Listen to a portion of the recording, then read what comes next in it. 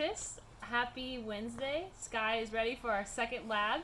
What we're going to do today is we are going to do a biodiversity community index, and how we're going to do that is with a method called quadrants.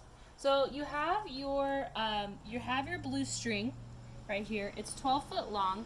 You're going to measure out the length of it, a full length, and then what you're going to do is you're going to create a box or a square quadrant. And what that looks like, so I have this here. Let me put Sky down for a little bit. And I'm going to put my foot down here and then go to the next space.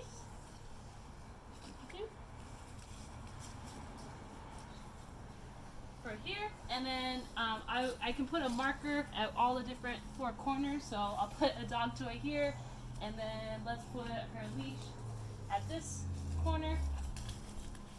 And then you're going to do the same thing for this corner and your originally starting corner.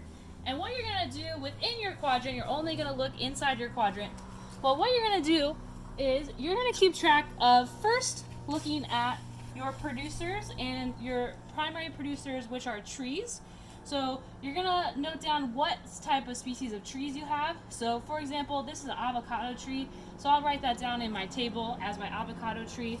And then the second thing you're going to look for are all other types of plants. So in my quadrant right here, I have a Bermuda grass, which is a primary producer because it takes sunlight and turns it into glucose and gives us oxygen. Also, you're going to take note of all the different insects you see. So for this one, I recommend staying out here for 5 to 10 minutes and looking at all the insects you see. On our grass right now, we see a mixture of some ants and then also some little tiny bugs that I'm not sure what the species are. But if you're unsure of the species too, I've given you an insect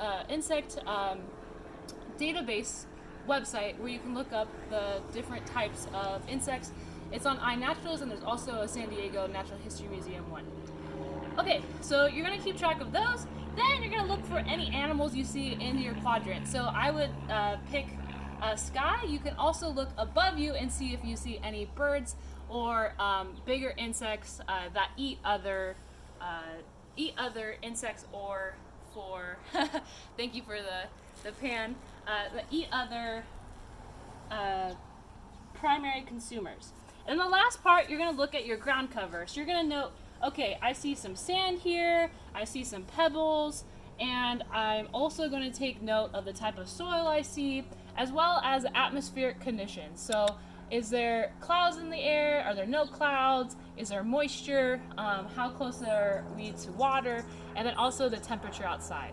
So you're going to take note of all the abiotic factors, all of the different species you see, and put it in your table. And then we will calculate our biodiversity index, which is the total amount of species divided by the total amount of different organisms we see. So thank you so much, scientists.